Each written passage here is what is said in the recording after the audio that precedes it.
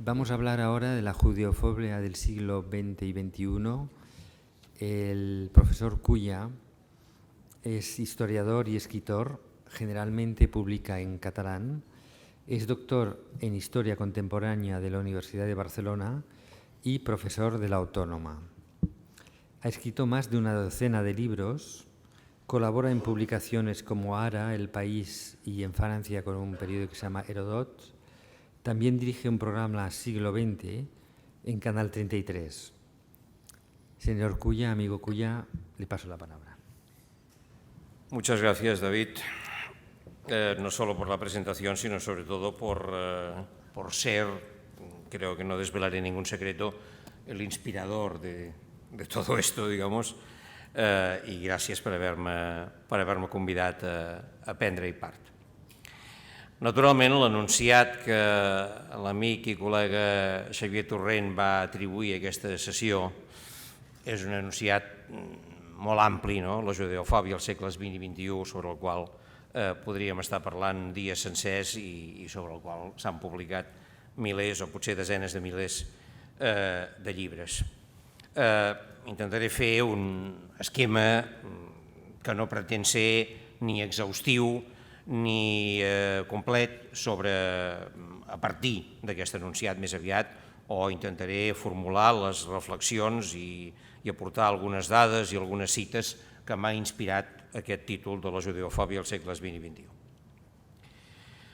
Jo crec que es pot afirmar rotundament que la primera meitat del segle XX representa la culminació de 2.000 anys de judeofòbia, i això tant a nivell teòric com a nivell pràctic.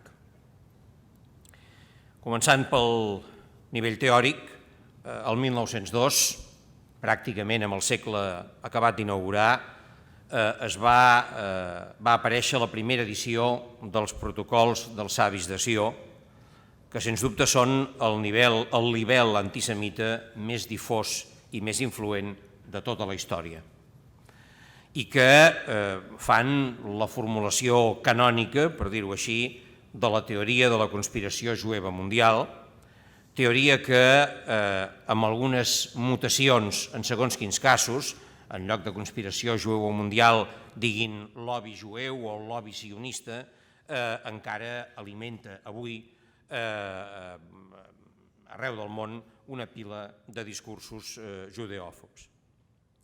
I per altra banda, entre 1919 i 1920 aproximadament, en el marc de les convulsions que va comportar la guerra civil russa entre rojos i blancs i també la guerra polono-soviètica de 1920, en aquest context es van produir a l'Europa de l'Est una onada de pogroms, sobretot a Ucraïna per obra de les milícies nacionalistes dirigides per Simon Petliura, que van causar uns 20.000 assassinats de jueus, una matança d'una magnitud quantitativa sense precedents des del segle XVII a Europa, i que per tant va ser, per la seva magnitud i també pels escenaris geogràfics on es va produir, una mena de tast, una mena d'assaig de la Shoah de 2 dècades després.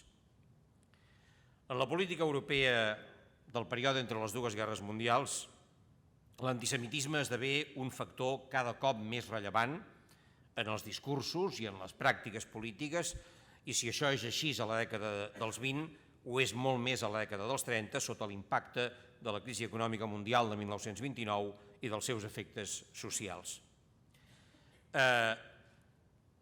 Aquesta eclosió de l'antisemitisme com a argument polític es produeix a tot arreu on hi ha comunitats jueves significatives, tant si es tracta de països amb una democràcia consolidada com si es tracta de països que la democràcia pràcticament no l'han coneguda mai, tant a França com a Romania, tant a Hongria com a Alemanya, per posar 4 exemples. De forma que l'antisemitisme es va configurant en aquestes 2 dècades, dels 20 i dels 30, com un dels ingredients fonamentals dels feixismes en ascens a gairebé tot el continent. Naturalment, tot això culmina amb el Tercer Reich. Primer, en el terreny de la propaganda i de l'enverinament de les consciències. Per posar 2 exemples ben coneguts, el llibre de capçalera, el llibre teòric de Hitler, Mein Kampf, del qual només a Alemanya se'n van vendre 10 milions de còpies fins al 1945, per tant, no es tracta d'una raresa bibliogràfica, sinó d'un llibre que va aconseguir una difusió colossal, diríem. I, per posar un altre exemple també ben conegut, el setmanari nazi especialitzat en antisemitisme Der Stürmer, impulsat per Julius Streicher, que en els anys del Tercer Reich va arribar a vendre 600.000 exemplars cada setmana, amb un nombre de lectors encara molt més gran, perquè a més els exemplars, les pàgines dels exemplars eren exhibides en vitrines al carrer a totes les ciutats una mica importants del Reich, de manera que hi havia lectors, molts lectors, que ni tan sols havien hagut de comprar-se el periòdic. Després, a partir de 1938, a partir de novembre de 1938, a partir dels fets que d'una forma o d'una altra ara commemorem, de la Reichskristallnacht, a partir de la nit dels vidres trencats, començarà aquest antisemitisme fins aleshores teòric, començarà a ser pràctic, començarà l'assassinat massiu i posteriorment l'extermini de les comunitats jueves europees. Bé, sota l'impacte de l'Holocaust, el 1945, en l'Europa traumatitzada per la guerra, però també pel descobriment, per la consciència, per la visualització de l'Holocaust, es podia pensar que l'antisemitisme havia quedat definitivament exorcitzat i, per tant, neutralitzat. Segurament va haver-hi qui va pensar-ho, això, però els que ho van fer van pecar d'un gran optimisme. Perquè el que succeïa en realitat a partir del 1945 és que la judeofòbia va mutar, per dir-ho en termes biològics, va canviar de pell. Si a finals del segle XIX ja havia experimentat una primera important mutació, havia passat de la judeofòbia mil·lenària de base religiosa a l'antisemitisme biologista i pretesament científic, fonamentat en la idea de la raça, de l'existència de races superiors i races inferiors, etc. Doncs bé, ara, després de la Segona Guerra Mundial, hi haurà una segona mutació de l'antisemitisme biologista o racista o racial a un antisemitisme que podríem qualificar de polític. Això no vol dir, naturalment, que desapareguessin les expressions de les formes anteriors d'antisemitisme. Després de 1945, potser no en l'immediatíssim futur, en els primers mesos o anys, però sí, des de finals d'aquella dècada, van treure el cap a Europa i als Estats Units i a Sud-àfrica, per exemple, grups o grupuscles neonazis que seguien fidels al racisme hitlerià i que, a partir de la publicació el 1950 per part del francès Paul Racinier del llibre titulat Le mensonge d'Ulysse, la mentida d'Ulisses, aquests nuclis de nostàlgics del nazisme es van connectar d'una manera cada cop més indestriable amb el nou fenomen del negacionisme.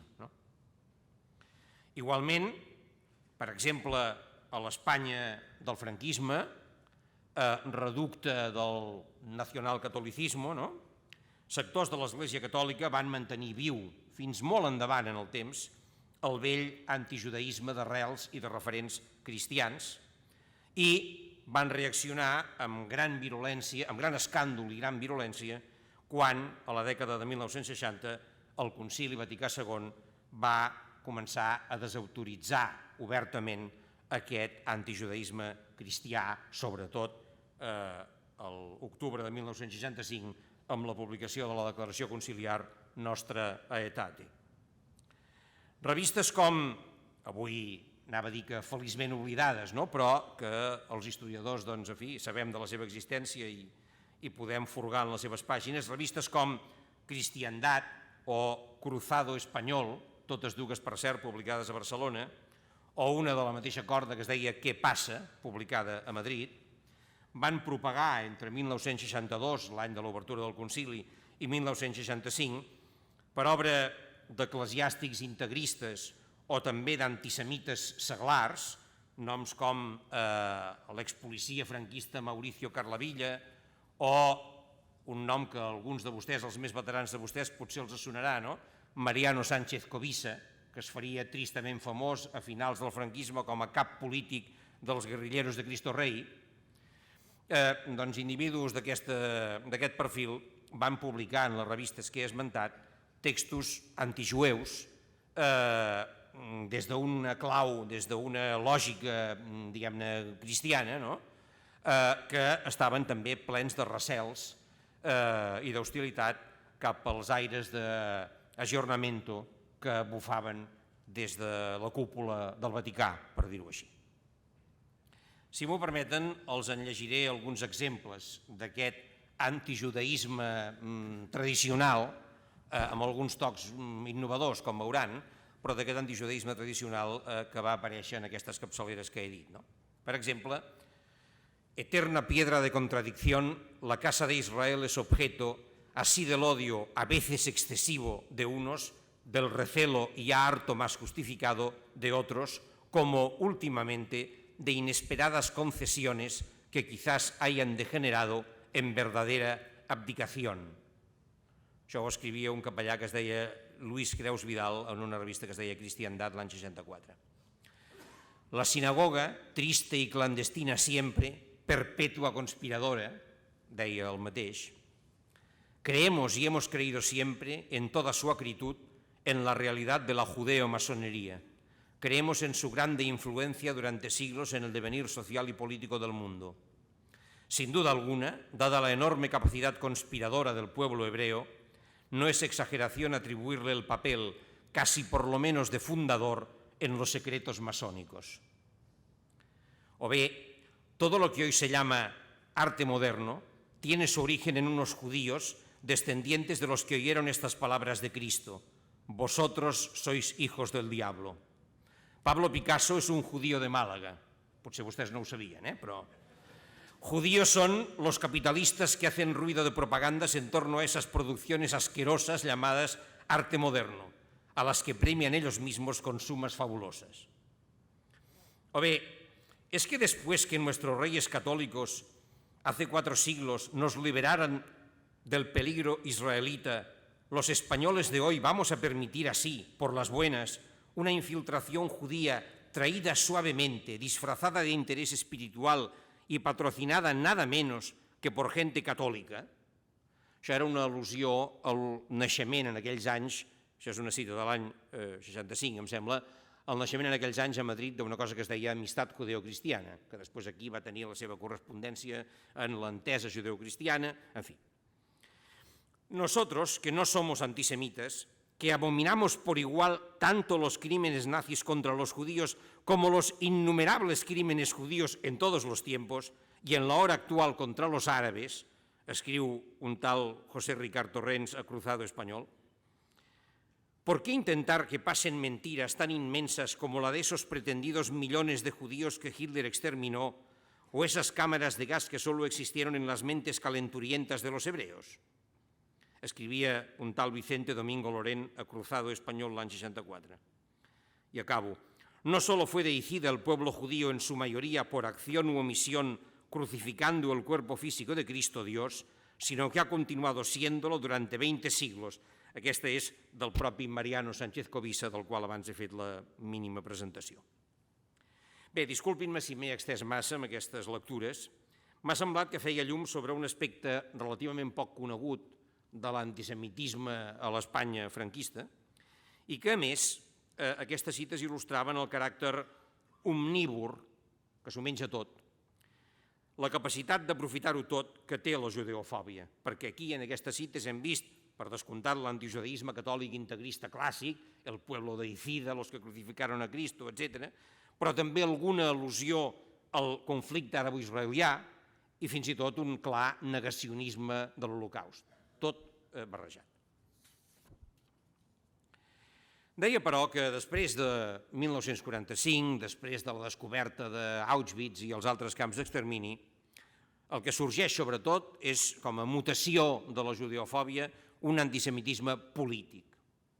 Segurament la seva primera expressió forta, important, és l'antisemitisme soviètic o estalinista, que comença a despuntar a l'URSS ja al 1946 i que culmina el gener de 1953 amb el que ha passat a la història com el complot de les bates blanques, és a dir, la suposada descoberta i desarticulació d'una conjura dels metges, tots jueus, dels metges de la nomenclatura soviètica, dels metges de l'Hospital del Kremlin, que, segons aquesta versió, pretenien carregar-se, sota excuses de malalties, etc., pretenien liquidar a Stalin i a tota la cúpula del sistema soviètic.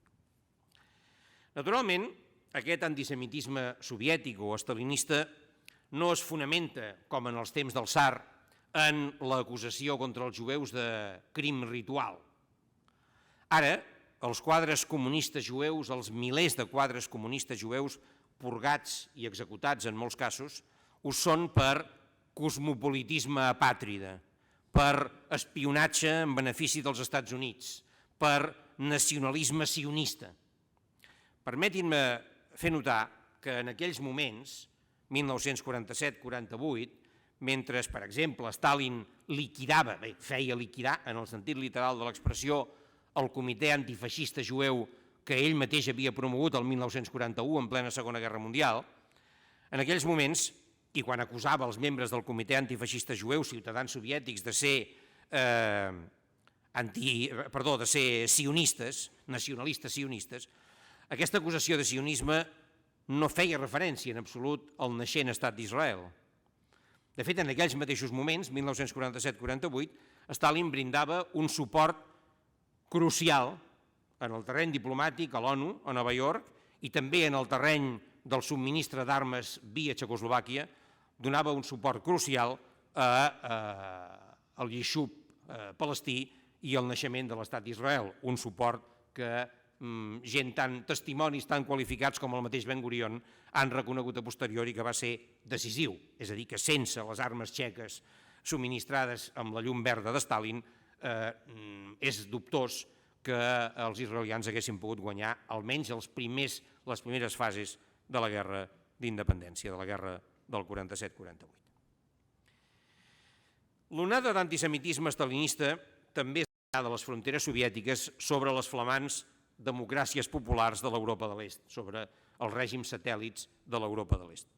El cas més famós i més rellevant i més espectacular va ser el procés Slansky, el procés contra Rudolf Slansky, jueu, secretari general fins a la seva caiguda en desgràcia del Partit Comunista Txecoslovac, un procés en el qual 11 dels 14 acusats eren jueus, el procés que va inspirar un dels acusats, un dels pocs que va salvar la vida, Arthur London, el famós llibre La Confessió, després convertit en pel·lícula, etc.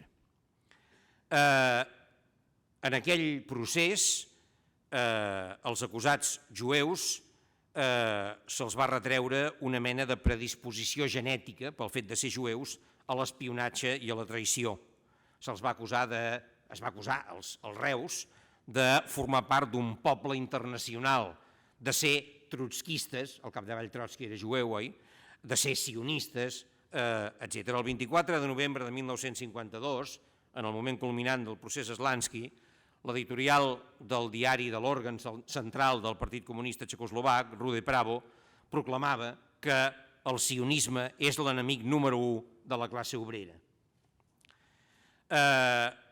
Segons els estudiosos d'aquesta fase en la història de l'Europa oriental, l'objectiu d'aquesta onada d'antisemitisme que des de Moscou es va extendre a l'Europa de l'Est tenia com a objectiu desviar contra els jueus la impopularitat dels règims comunistes a Txecoslovàquia, a Hongria, a Romania, a Polònia, etc. En països on l'antisemitisme seguia sent, a pesar de tot, un sentiment molt arrelat entre la gent, es tractava de convertir els comunistes jueus en boc emissari de la impopularitat dels aleshores joves, dels aleshores encara poc consolidats règims comunistes en aquests països. En una mateixa línia, encara que menys dramàtica, es pot situar la caiguda en desgràcia el 1952 de la que fins aleshores havia estat una de les més importants dirigents del règim comunista romanès, la jueva Anna Pauker, coneguda abans de la seva caiguda com la passionària romanesa. Pocs anys després de la mort de Stalin, ja en temps de Khrushchev, a mesura que la política exterior de la Unió Soviètica al Pròxim Orient es va anar decantant definitivament a favor dels països àrabs, i fins i tot abans de la ruptura formal de relacions diplomàtiques entre Moscou i Jerusalem, que es produeix al juny del 67, com saben, abans i tot, l'antisionisme convertit en oposició i condemna a la política israeliana esdevé una de les peces bàsiques del discurs exterior de la Unió Soviètica. Per aquesta via, naturalment, aquest antisionisme s'extén a tots els partits comunistes del món, els que estan en el poder i els que estan a l'oposició, i després, per contagi, per simpatia, s'extendrà a la nova extrema esquerra occidental que proliferarà a partir del maig de 1968. Per exemple, el 24 de maig de 1967, és a dir, 2 setmanes abans de l'esclat de la Guerra dels 6 dies, abans, subratllo, l'Humanité, l'òrgan central del Partit Comunista francès, escrivia: «Res no és més fals que la imatge que la propaganda occidental s'esforça per donar del pobre, innocent i petit estat d'Israel, enfrontat a l'hostilitat del món àrab. Darrere d'Israel hi ha les potències imperialistes». 10 anys després, al maig de 1977, Estrella Roja, el diari de les Forces Armades Soviètiques, afirmava que, cito, «El sionisme presenta tots els trets característics de la reacció imperialista mundial, expansionisme, racisme i odi implacable a la pau mundial. El sionisme posa en perill no tan sols els pobles àrabs, és l'enemic de tota la humanitat». Potser val la pena d'afegir que dins de la Unió Soviètica, almenys, aquest antisionisme aparentment ideològic, aparentment focalitzat en la crítica, en la condemna de la política exterior israeliana, no era capaç de dissimular la seva base antisemita. Així, per exemple, l'any 1965, el descobriment per part d'un investigador que l'avi patern de Lenin, Alexander Blanc, era un jueu que s'havia convertit al cristianisme ortodox, aquest descobriment va ser rigorosament silenciat per les autoritats soviètiques per no embrutar la figura de Lenin, diguem-ne, amb un avantpassat, amb un avi jueu. El 1967, publicacions oficials soviètiques, totes les publicacions soviètiques eren oficials, diguéssim, no? Afirmaven, cito, que el contingut principal del judaïsme modern, consisteix a garantir al poble jueu la submissió espiritual de tota la humanitat. O bé, els sionistes controlen les palanques de l'acció econòmica i política i gràcies a això disposen dels mitjans per exercir una acció moral i psicològica sobre els esperits i les disposicions de la gent. Com veuen aquí, les referències del Pròxim Orient són inexistents i l'ombra dels protocols dels savis de Sió em sembla evident. Naturalment, les expressions antijueves amb el pretext, amb l'excusa de la crítica a Israel, no se circumscriuen als anys 50 i 60 al camp comunista o al de l'extrema esquerra. Per exemple, algú que no era ni comunista ni d'extrema esquerra, sinó més aviat tot el contrari, el general Charles de Gaulle, en una famosa conferència de premsa presidencial el 27 de novembre del 1967, va criticar la negativa d'Israel a retirar-se dels territoris conquerits mig any abans, tot fent referència, cito, als jueus que segueixen essent allò que havien estat sempre, és a dir, un poble d'èlit, segur d'ell mateix i dominador. Amb tot, durant la segona meitat del segle XX, i especialment a partir del 1967, l'altre gran focus d'antisemitisme a escala mundial, l'altre vull dir, a més del soviètic i de l'esquerra, ha estat el món àrabo-musulmà.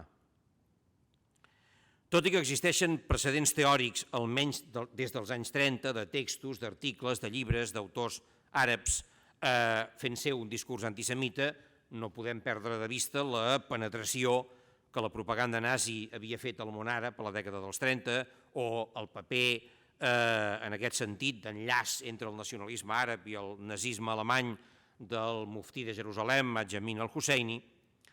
Tot i així, tot i aquests precedents, en aquest cas, en el cas de l'antisemitisme àrab-musulmà, podríem dir, simplificant, que la pràctica va ser anterior, molt anterior a la teoria.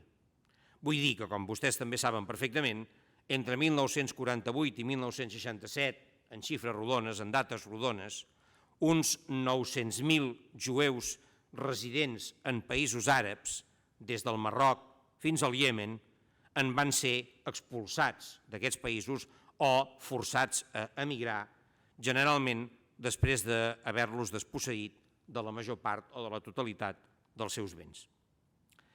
Per tant, el discurs, la propaganda antisemita als països àrabs a partir de l'any 67, a partir del trauma que en aquests països provoca la derrota en la Guerra dels 6 dies, és un antisemitisme sense jueus. Pràcticament no queden jueus als països àrabs. Per tant, un antisemitisme concebut com a eina de deslegitimació i de diabolització de l'Estat d'Israel.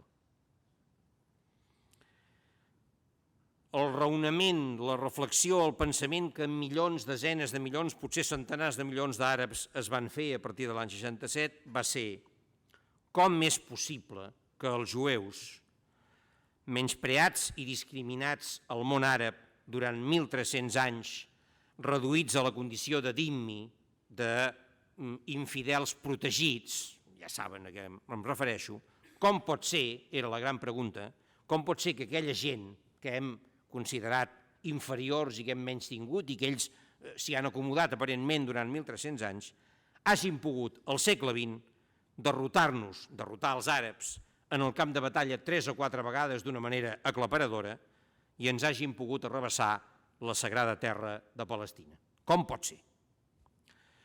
Esclar, això, en la lògica de la cultura del carrer àrab, però també de les seves elits, només podia ser obra d'una enorme i obscura conspiració. Conspiració que en àrab, si no estic equivocat, es diu al-mu'amarà, i que és un concepte clau per entendre el pensament polític o sociopolític del món àrab d'aquests últims 40 o 50 anys. D'aquí, de la convicció que les victòries d'Israel només podien ser fruit d'una tenebrosa conspiració d'abast planetari, d'aquí en deriva l'èxit enorme, colossal, que els protocols dels savis de Sió han tingut i segueixen tenint al món àrab, traduïts a l'àrab, naturalment, fins avui mateix. No només èxit en la venda d'exemplars del text, sinó èxit, per exemple, televisiu. Fa una dècada aproximadament va ser rècord d'audiència en moltes cadenes àrabs una sèrie televisiva de producció egípcia que es titulava Cavaller sense muntura i que era una adaptació a l'últim tram del segle XX, amb el tema d'Israel i Palestina, etc., era una adaptació dels protocols, de la idea d'un cenacle secret i misteriós de jueus amb barba i tirabujons que decidien el curs dels esdeveniments mundials. En aquest terreny, el món àrab-musulmà no es fa massa distinció entre jueu, israelià o sionista. De fet, tots tres termes són traduïts generalment a l'àrab per Yahud, jueu, i aquests, els jueus, són qualificats quotidianament, de manera habitual, en la premsa, en la ràdio, etc., com a germans dels micos, xucladors de sang, etc. Si em permeten, els llegiré una petita antologia, una petita selecció de frases, de fragments, de mostres d'aquest antisemitisme musulmà durant la primera dècada del segle XXI, és a dir, 2010 o 2009 aproximadament. Per exemple, el prestigiós diari cairota Al-Ahram, el 10 d'octubre de l'any 2000, deia: la matza jueva, el pa sense llevat de la Pasqua, és feta amb sang àrab, que era una adaptació no gaire imaginativa del bellíssim mite de l'assassinat ritual per treure la sang d'un cristià per fer la matza. O bé, un altre diari important egipci, Al-Akhbar, escrivia l'any 2001: gràcies a Hitler, que va anticipar la venjança dels palestins sobre els més vils criminals de la terra, amb una única reserva, que la seva venjança no va ser suficient.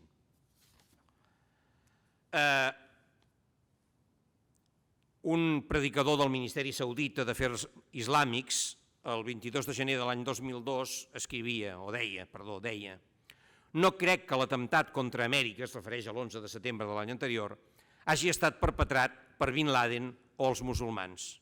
Penso que era un complot. Els esdeveniments actuals són la continuació del frau jueu i de la perversitat jueva i sionista que infiltra els Estats Units. Estic atònit que els Estats Units cristians permetin a aquests germans dels micos i dels porcs corrompre'ls. Els jueus són els més menyspreables dels pobles que trepitja la terra, són els cucs d'aquest món. Tot en ells és dolent. Per què? Perquè són agressors, mentiders i conspiradors. Abdelaziz Rantisi, un líder, un important dirigent de Hamas a Gaza, escrivia en un setmanari, declarava un setmanari palestí a l'agost del 2003. El fet que els sionistes hagin conscientment incitat els nazis a l'assassinat d'un gran nombre de jueus, amb l'objectiu d'espantar els jueus i forçar-los a emigrar a Palestina, ja no és un secret per ningú. Els nazis van rebre una ajuda financera fenomenal dels bancs i els monopolis sionistes, cosa que va contribuir a incrementar llur poder. Comparant els sionistes amb els nazis, insultem els nazis. Un article al diari egipci Al-Gumuria del març de 2004 deia: si voleu saber qui és el veritable autor de qualsevol desastre o de qualsevol acte terrorista, busqueu els jueus sionistes. Ells són al darrere de totes les accions de violència i de terror que tenen lloc arreu del món. Això s'escrivia una setmana després dels atemptats de Madrid. El xeic egipci Safwat Higazi, a la televisió Al-Aqsa, la televisió palestina Al-Aqsa, deia el desembre del 2008: sí, jo sóc antisemita, sí, jo odio el sionisme, sí, el dia del judici no arribarà fins que no haguem derrotat els jueus. Són les paraules del nostre profeta, ens agradi o no. I finalment, l'ulema egipci Ahmad Abdel Salam declarava a la televisió Al-Nas el gener de 2009: els jueus conspiren per atraure la joventut musulmana al llindar de l'abisme de la temptació sexual. Les temptacions sexuals que han envaït el món han estat concebudes pels jueus. En síntesi, podríem dir que en la segona dècada del segle XXI en la que ens trobem, l'antisemitisme posseeix o s'hi poden distingir tres grans modalitats, tres grans variants. L'antisemitisme d'extrema dreta, racista i neonazi, cada cop més confós amb el negacionisme, i és lògic que sigui així, perquè, esclar, si, segons sostenen els negacionistes, l'Holocaust no va existir, aleshores Hitler és innocent, que és el que creuen, oi?, els neonazis. Aquest, doncs, l'antisemitisme d'extrema dreta neonazi. L'antisemitisme d'esquerra més o menys extrema, disfressat d'antisionisme i sovint emmascarat d'antiimperialisme, i l'antisemitisme àrabo-musulmà, inseparable del fonamentalisme o de l'integrisme islàmic, és a dir, una de les manifestacions principals de l'integrisme islàmic. Allò més remarcable, em sembla, a dia d'avui, és la tendència d'aquestes tres variants a confondre's en una sola amalgama. No és un fenomen estrictament nou del segle XXI, certament. Hi ha algun precedent molt visible. Per exemple, aquell dia de novembre de 1975 en què l'Assemblea General de l'ONU va aprovar la famosa resolució 3379, en la qual identificava sionisme amb racisme, que va ser aprovada, recordem-ho, per l'aliança aritmètica i política, entre els països de l'aleshores encara existent bloc comunista, els països musulmans i una sèrie de països dels anomenats no alineats. Una resolució, permetin-me subratllar-ho, que va ser votada per països d'un tan alt pedigrí democràtic com Albània, Guinea Equatorial, la República Democràtica Alemanya o la Xina Popular. Però segurament la màxima plasmació d'aquesta amalgama dels tres antisemitismes es va produir en la cèlebre conferència internacional celebrada a Teheran el desembre del 2006 sota el títol de Revisió de l'Holocaust, una visió global. Perquè allà s'hi van trobar els exponents més notoris, almenys en el terreny polític, de l'antisemitisme àrabo-musulmà, l'amfitrió, el president iranià Mahmoud Ahmadinejad, que ha repetit per activa i per passiva que l'Holocaust és una trola, per tant, si fos per ell no hauria calgut la conferència, no? Perquè les conclusions ell ja les tenia. Que ha qualificat Israel de càncer i de tumor i que ha promès esborrar-lo del mapa, però al costat d'ell hi havia el nord-americà David Duke, exlíder del Ku Klux Klan, supremacista blanc, racista en el sentit més clàssic, més del segle XIX del mot, o el francès Robert Faurisson i la crema dels negacionistes europeus. Les intencions polítiques de la conferència organitzada pel règim iranià les va resumir amb una claredat absoluta el ministre d'Afers Exteriors de Teherán quan va dir, ho llegiré en la traducció castellana, si la versión oficial del Holocausto es puesta en duda, entonces la identidad y la naturaleza de Israel deberá ser puesta en duda. Y si durante esta revisión se prueba que el Holocausto fue una realidad histórica, entonces, ¿cuál es la razón para que el pueblo musulmán de la región y los palestinos tengan que pagar el coste de los crímenes nazis? Per tant, esclar, amb aquest plantejament d'entrada, els organitzadors guanyaven sempre, com poden veure, no? És a dir, si no hi havia hagut Holocaust, bingo, i si n'hi havia hagut, bingo. Per tant, magnífic. L'aliança entre la teocràcia islàmica i la ultradreta occidental és una cosa a la qual se li podrien rastrejar arrels bastantes dècades enrere.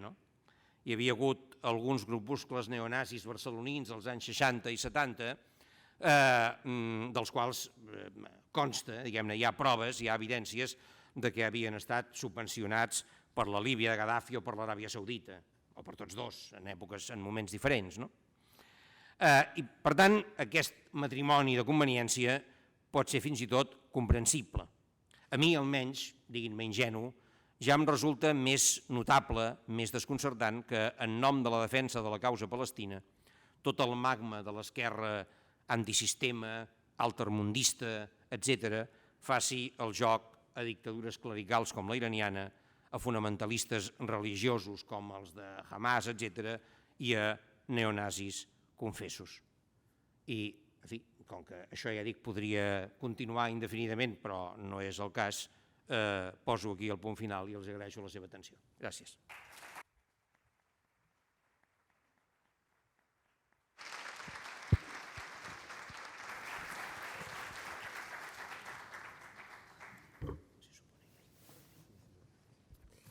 Bueno, muchas gracias, Joan, por este repaso histórico desde el mundo comunista hasta el mundo musulmán.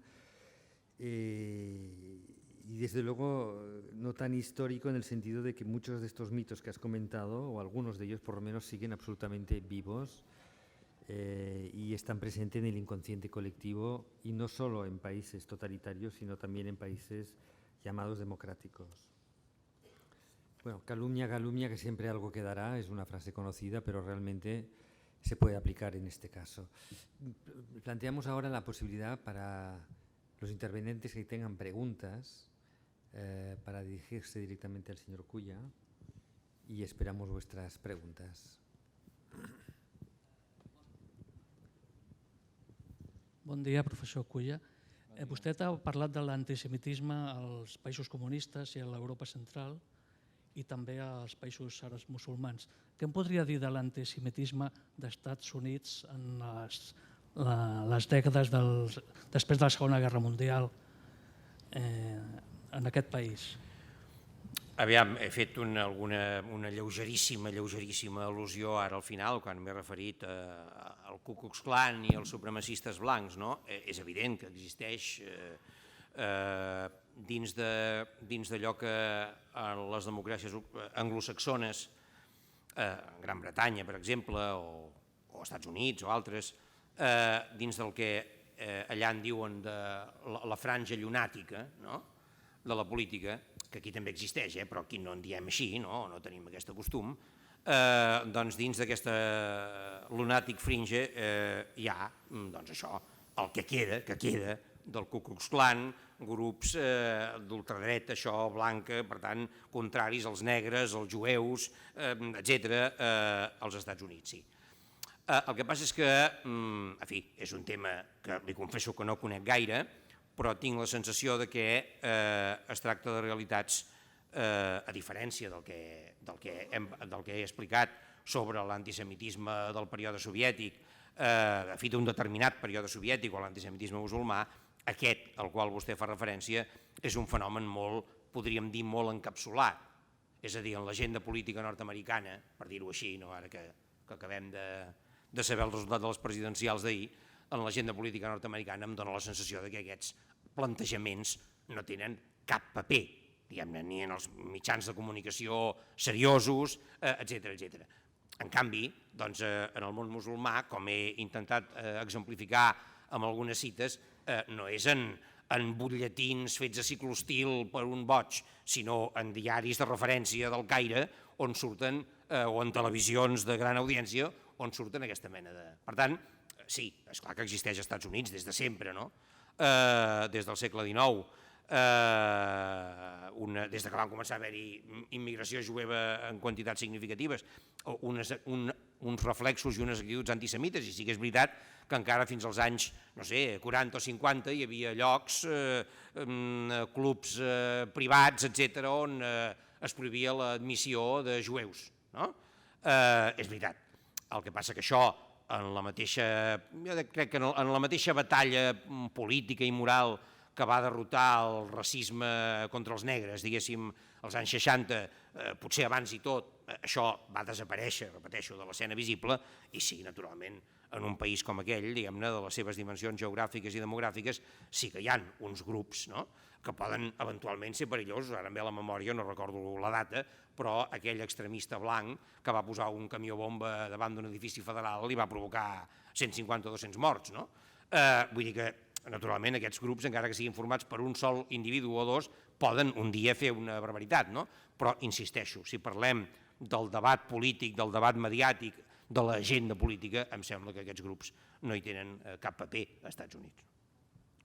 Yo tengo una pregunta que me voy a permitir hacer. Es decir, a ver, existe una minoría que es la judía que a través de, en distintos lugares, con distintas situaciones políticas, es bastante perseguida bajo distintas formas.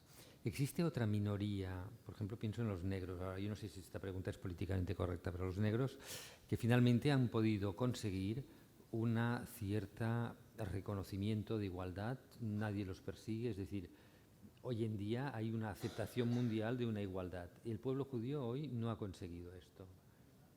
Yo creo que ¿de dónde viene esta diferencia? ¿Cómo se puede explicar esto? Si es que se puede explicar. Em temo, David, que aquesta és una d'aquelles preguntes, i n'he hagut d'afrontar més d'una a la meva vida, però d'aquelles preguntes, escolti, però per què?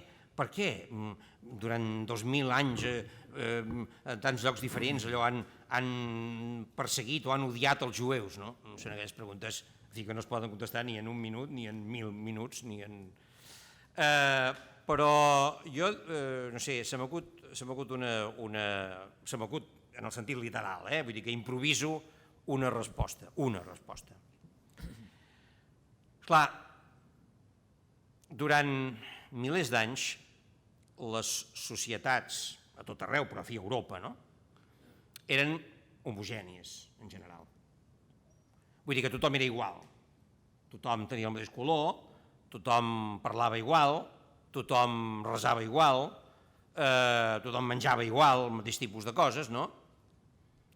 Els grans moviments migratoris, la globalització de les persones, per dir-ho així, és una cosa dels últims 50 anys, i en particular intensitat dels últims 20 o 30. No? Jo sempre dic, i disculpeu-me que també deu ser políticament incorrecte, que quan jo era un nano, a Barcelona, perquè jo vivia a Barcelona, no vivia al Pallars Jussà, no? A Barcelona jo l'únic negre que havia vist era el rei negre, que era un blanc embatomat. Fins als anys 60 Llavors, a mitjans dels anys 60, els meus pares em van dur a París i allà vaig veure amb estupor que hi havia tot de negres, que eren guàrdies, policies, en fi, policies, que eren, en fi, que feien tota mena de feines i de coses i vaig quedar atònit, no? Vull dir que això era així, ara potser ens n'hem oblidat, però això era així, les nostres societats eren molt homogènies, no? Fins fa relativament poques dècades, no? I per tant, esclar, era molt difícil que hi hagués expressions de manifestacions d'això que ara en diem xenofòbia o racisme quan tothom era igual. Però, en canvi, el pràcticament únic element, diríem, halògen, diferent, que hi havia enmig de les societats europees homogènies des del segle I eren els jueus.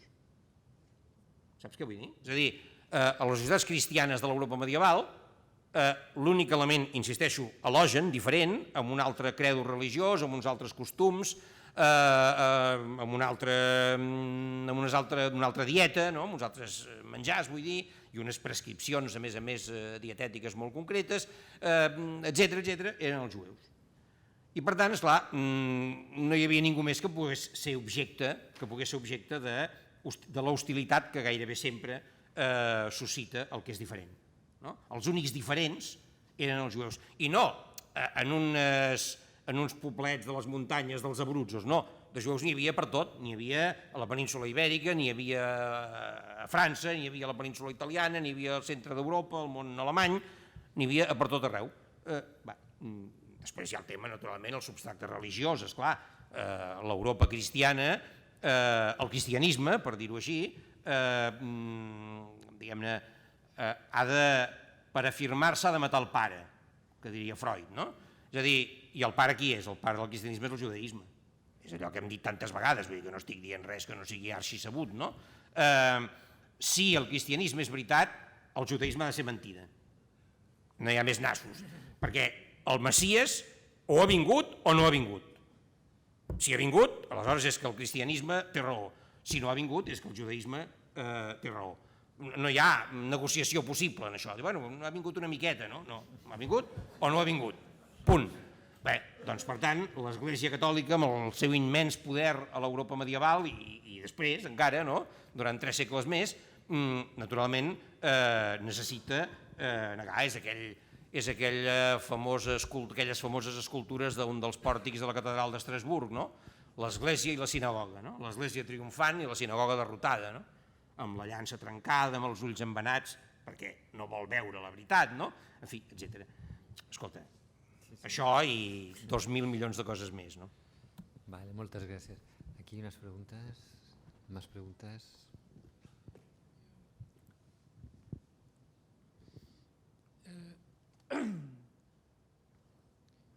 Justamente como continuación de la pregunta de David Grebler,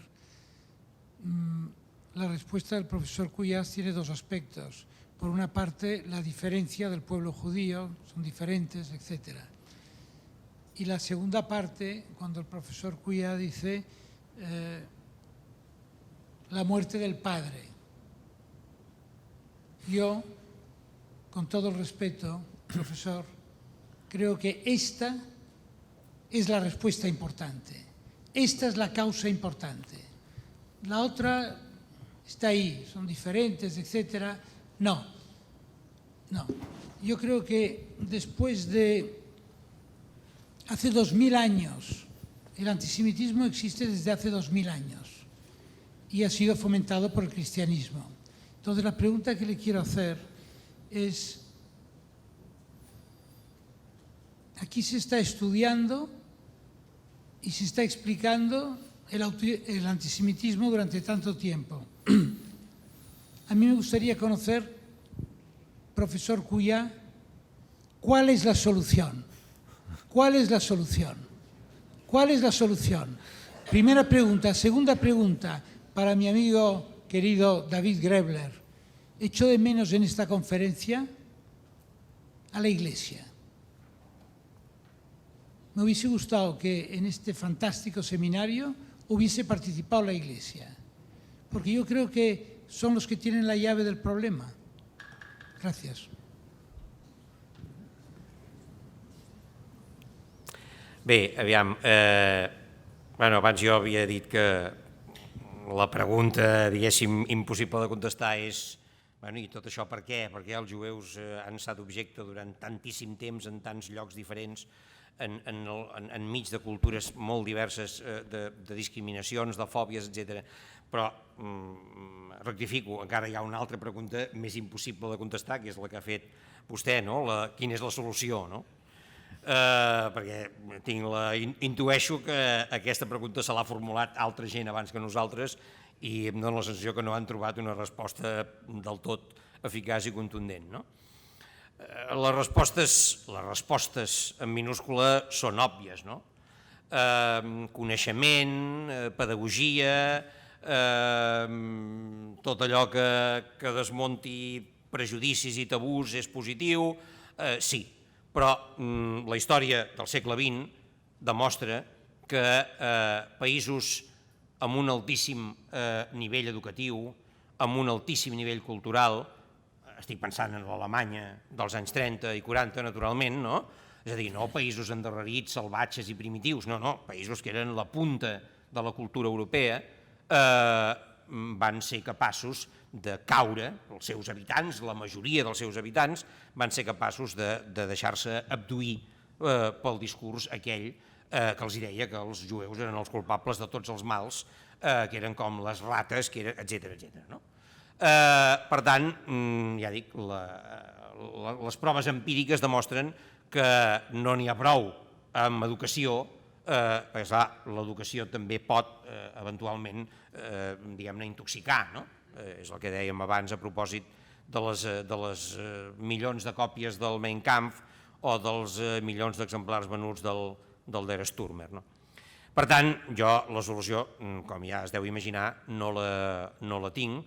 Em sembla que, per altra banda, aquesta heterogeneïtat que les nostres societats, les societats europees, les societats occidentals, han anat adquirint cada cop més aquestes darreres dècades, doncs fan encara més complicat això, perquè ara tenim entre nosaltres, com a ciutadans, com a veïns, persones que venen d'uns altres horitzons culturals, persones que han rebut altres tipus d'educació, persones que veuen, deixin-m'ho dir així, altres cadenes televisives molt diferents de les que veiem nosaltres, que també són prou diferents entre elles, però molt més diferents, perquè n'hi ha prou amb tenir una mena de paella al balcó per veure cadenes de l'altra punta de món, no?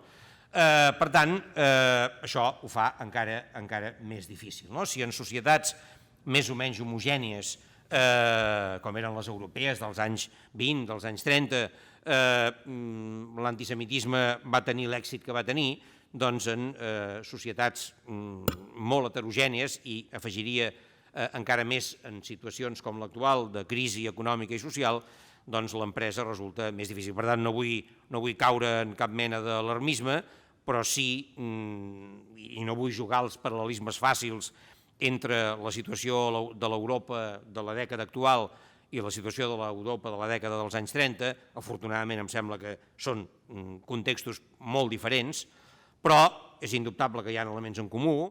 La culpa del que passa es dona a la banca. Per sort no es diu a la banca jueva, potser perquè aquí no n'hi ha, però en tot cas és el que es deia als anys 30 a França, per exemple. Afortunadament aquí, com que jo sàpiga de banca jueva no n'hi ha, ens quedem o es queden en la banca. Bueno, muchas gracias. Dos preguntas más y para contestar a lo de Jaco, simplemente el segundo seminario internacional el año que viene invitaremos a la Iglesia. Professor Culla, les meves primeres paraules de veritat que són de felicitació per la intervenció que vostè ens ha fet, molt il·lustrativa i molt enriquidora. Una puntualització, si m'ho permet, perquè m'agradaria conèixer la seva opinió, i una pregunta molt concreta, que espero que no tingui la dificultat d'aquestes darreres preguntes que li han formulat amb la millor de les intencions. La puntualització és respecte a la part més interessant de la seva intervenció, que m'ha semblat a mi tota aquesta etapa del comunisme i molt particularment de l'estalinisme. De la mateixa manera que vostè deia que l'any 48 Praga ven massivament armes als enviats de Ben Gurion i de la Golda Meir particularment per lluitar en defensa del futur estat israelí en mans de la Haganà, també praga ven la mateixa quantitat d'armes al mufti Husseini. No, el mufti a Síria i tant d'altres països que fan, crec jo, ho dic perquè penso que podríem relativitzar l'actitud de l'estalinisme de fons respecte a una suposada ajuda a l'estat d'Israel. Jo crec que es van vendre armes, com es van vendre armes a Praga, a altres països àrabs que compraven aquelles armes per combatre. I no em sembla, a mi, vostè ja em corregirà amb tot fonament, però no em sembla aquesta una qüestió determinant. En canvi, sí em sembla determinant per les autoritats soviètiques de l'època la lluita contra les diverses oposicions d'esquerra, el 27, el 29, el 33, el 34 i el 37, que majoritàriament els líders d'aquesta oposició d'esquerra eren jueus. I aquí sí hi ha una instrumentalització política per part de l'estalinisme. L'altra qüestió em sembla una qüestió un punt més mercantil de la que m'ha semblat deduir de les seves paraules. Però la pregunta no era aquesta. La pregunta és la següent, professor. Què explica aquest lligam, molt particularment a partir dels anys 60, entre antisemitisme i progressisme? Que crec que és una qüestió molt rellevant. Per què al món els progressistes que em presumeixen de zero, en general han fet de l'antisemitisme part de les seves banderes? Moltes gràcies. Pel que fa a la primera qüestió, a mi, que he llegit uns quants centenars de llibres sobre aquests assumptes, a mi no em consta, jo no he trobat mai cap indicació de que no he trobat mai cap indicació de que ni la Txecoslovàquia, que acabava de quedar en poder d'un govern comunista al febrer del 48, ni cap altre règim en l'òrbita soviètica subministressin armes als països àrabs al mateix temps que en subministraven a Ben Gurion. Jo no n'he trobat mai cap indici, i li diré més. Encara que aquests enviaments d'armes eren més o menys secrets, naturalment les armes, els avions i això no creixen dels arbres, diguéssim, no? I per tant, en una guerra, en un territori tan petit com va ser la guerra de Palestina del 48, doncs els àrabs aviat van veure que els seus adversaris disposaven d'unes armes noves que havien vingut d'algun lloc recentment, no? Per tant, el secret era impossible. Doncs bé, l'evidència de que no només del suport diplomàtic del bloc soviètic a Nova York, a l'ONU, sinó també del subministrament d'armes, va fer que en aquest moment, el 1948-49, el discurs del nacionalisme àrab, el discurs del muftí i de tots els seus acòlits i dels òrgans de propaganda dels governs àrabs fos d'un anticomunisme radical. Radical.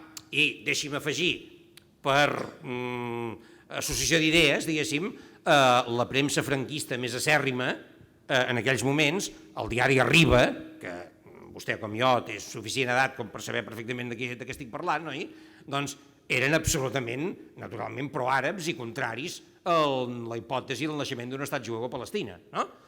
Per tant, ja dic jo, no sé, si vostè ha trobat algun llibre, li agrairé la referència, perquè jo no soc capaç de recordar cap referència, ni la més modesta, en cap estudi sobre aquesta qüestió, i em sembla una qüestió prou rellevant com perquè si realment hagués existit aquesta venda d'armes, més aviat al contrari. Ara no soc capaç de memòria de donar-li detalls, però em sembla recordar que va haver-hi algun intent d'algun govern àrab l'avantatge dels països àrabs és que ells ja tenien estats i governs i ambaixadors i tota l'estructura corresponent. Israel no en tenia fins al 15 de maig del 48. Doncs bé, que van intentar també subministrar-se d'armes a la indústria txeca i que van rebre com a resposta el no. Per tant, ja dic, jo crec que això sí que és important i en aquest sentit em remeto als testimonis de les memòries de Ben Gurion, el testimoni de les memòries de Yitzhak Rabin, el testimoni de les memòries de Moshe Dayan, que tots tres, cadascú amb les seves paraules, coincideixen en la importància estratègica crucial que van tenir les armes txeques en aquelles 4 setmanes crítiques que van del 14 o del 15 de maig fins a la primera treva, perquè són les setmanes en les quals l'exèrcit israelià acaba de néixer i encara no és pròpiament un exèrcit, mentre que en el bàndol àrab han entrat en acció els exèrcits regulars dels països veïns, que fins al 14 de maig encara no ho havien fet. I per tant és el moment molt breu en el qual el desequilibri de forces és molt manifest, perquè els uns tenen, encara que pocs, avions i tancs i artilleria pesant i els altres no. Bé, el tema de per què el progressisme occidental, diguem-ne, aviam, jo crec que, ho he intentat dir en la conferència, no? Jo crec que en l'origen d'això hi ha el posicionament soviètic, no? Encara que sembli una paradoxa, perquè és veritat que el que se'n va dir la nova esquerra occidental sorgida sobretot arran del maig francès, maoistes, trotskistes, marxistes-leninistes, etc., és veritat que naixia per contraposició i crítica del comunisme ortodox, del comunisme soviètic, això és veritat. Però, tanmateix, no podia deixar de reconèixer unes arrels comunes. Cadascú a la seva manera, i d'algun d'aquests temes vostè en sap més que jo, però cadascú a la seva manera, els maoistes eren una cosa, els trotskistes eren una altra, els ML n'eren una altra, però, esclar, tots ells, per exemple, reivindicaven l'octubre, no? La revolució d'octubre. Després deien Stalin, els deien Stalin la va trair, els altres deien no, en fi, etc. Però vull dir que hi havia una cultura política comuna, això vull dir, no? L'esquerra comunista ortodoxa i la nova esquerra que sorgeix a partir del 68 tenen una cultura política comuna. I jo crec que és per aquesta via que aquesta és una de les vies de contagi, podríem dir, de la nova esquerra respecte del prejudici antiisraelià de la Unió Soviètica de Stalin i dels hereus de Stalin des dels anys principis dels 50. Després hi ha el tercermundisme, no? És a dir, una de les característiques d'aquesta nova esquerra és, per dir-ho també d'una manera molt caricaturesca o molt esquemàtica, no? És a dir, esclar, als anys 60, l'any 68, que és el moment en què neix amb força les universitats europees, no? Aquesta nova esquerra, l'any 68, ni el jove més il·luminat no podia creure gaire seriosament que la revolució la comencés a fer la classe obrera francesa o alemanya. No? Perquè la classe obrera francesa o alemanya l'any 68 ja té cotxe. I ja guanya uns sous que estan francament bé i, per tant, la idea aquella clàssica de Marx, no? La revolució la faran els obrers, no? Bueno, això, l'any 68, has de ser molt il·luminat i has d'estar molt desconnectat de la realitat per creure això encara possible. Bé, però com que aquests grups creuen en la revolució, naturalment, doncs qui l'ha de fer la revolució? Si els obrers aquests aburgesats que se'n van de vacances a Espanya 15 dies no la faran, és evident que no la faran, qui la farà?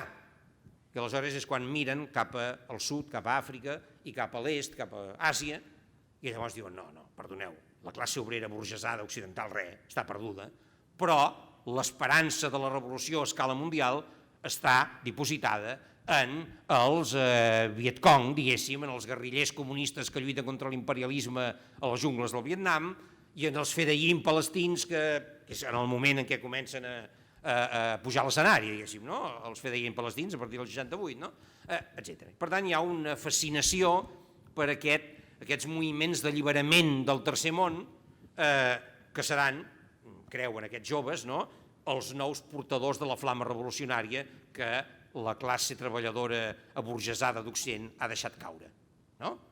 Aquests, els vietnamites i els palestins, etc., recullen metafòricament la torxa deixada caure i la empunyen i la fan avançar. Bé, esclar, en aquest context, home, el nacionalisme palestí, que just, a més hi ha una pila de coincidències, no? Això que acabo d'explicar coincideix en el moment en què es comença a poder presentar davant del món un nacionalisme palestí amb cara i ulls.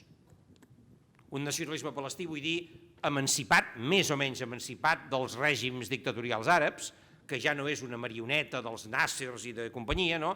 Que comença a ser una cosa autònoma i que, fixin-se, en moltes de les seves expressions, abraça justament aquestes ideologies de la nova esquerra europea. Perquè, esclar, ara associem els moviments polítics nacionalistes palestins amb l'islamisme, però als anys 60 i 70 amb el que se'ls havia d'associar era amb el marxisme-leninisme, perquè el Front Democràtic d'Alliberament de Palestina, el Front Popular d'Alliberament de Palestina, eren grups marxistes-leninistes, amb el mateix credo, adaptat a les seves circumstàncies, que els grups que feien bullir l'olla a la Universitat de Barcelona quan jo vaig arribar l'any 70, no? O una mica abans o una mica després, en fi. És això, per tant, esclar, l'entesa encara era més fàcil, diguéssim, no? Parlen el mateix llenguatge que nosaltres, no? Tenen els mateixos referents, no? Per tant, d'aquí ve aquesta, jo crec, en fi, ja sé que no he donat una resposta completa ni de bon tros a la pregunta, però apunto alguns dels elements que a mi em sembla que expliquen aquest fet. Muy bien, muchas gracias. Y la última pregunta. Sí, una pregunta molt ràpida. M'ha semblat que el seu discurs ha començat parlant de judeofòbia, després ha parlat d'antisemitisme, i només volia saber si per vostè els dos termes són sinònims. És una bona pregunta, també és una bona pregunta, no desmereix de les anteriors, diguéssim. Aviam, jo almenys avui aquí ho he fet servir de forma bastant sinònima. Això no vol dir que jo hagi elaborat una teoria per justificar que siguin ben bé sinònims, però jo crec que tendeixo a pensar, i pel que he llegit m'ha anat semblant que és l'ús més correcte, que quan parlem de les fòbies antijueves a l'edat mitjana, a l'edat moderna, etc., es pot parlar, a Europa, es pot parlar d'antijudaïsme d'arrel religiosa, d'arrel cristiana, no? Com abans ja hem dit, i això sí que em sembla clar, a finals del segle XIX sorgeix la paraula antisemitisme, se la inventa un periodista alemany, antisemita, esclar, que es deia Wilhelm Marr, no? A la dècada de 1870. Què vol dir? No, això de la prevenció i l'austeritat contra els jueus no és un prejudici medieval. No, això té una explicació científica, estem parlant, a finals del segle XIX, és l'era de la ciència, l'època en què la ciència té el màxim prestigi, no? Per tant, d'antijudaïsme religiós passem a antisemitisme pretesament científic. Ja he explicat, això no vol dir que deixi d'haver-hi antijudaïsme de base religiosa, una cosa no exclou l'altra, però la punta de llança és l'antisemitisme pretesament, diguem-ne, científic. Després de la Segona Guerra Mundial jo crec que podem parlar d'un antisemitisme ideològic o polític, que tampoc no exclou les categories anteriors, però com a principal novetat, i per tant em sembla que allò de judeofòbia ho pot englobar tot. Saps què vull dir? O sigui, la idea amb la que jo he preparat aquestes notes era una mica aquesta, no? És a dir, antijudaïsme religiós, antisemitisme, entre cometes, científic, antisemitisme polític o ideològic i judeofòbia com a etiqueta que ho engloba tot. Bien, pues muchísimas gracias, profesor Cuya, como siempre apasionante, muy interesante. Hizo un comentario hace unos minutos sobre que la banca se le acusa de todo, que todavía aquí no hay banca judía. Simplemente me ha llegado hace pocas horas un pequeño mensaje de estos que recibimos todos electrónicos y que dice: imagina un país en el que el yate del rey se llama Bribón, el mayor banquero Botín y la ministra de Sanidad Mató. Muchas gracias, señor Cuya.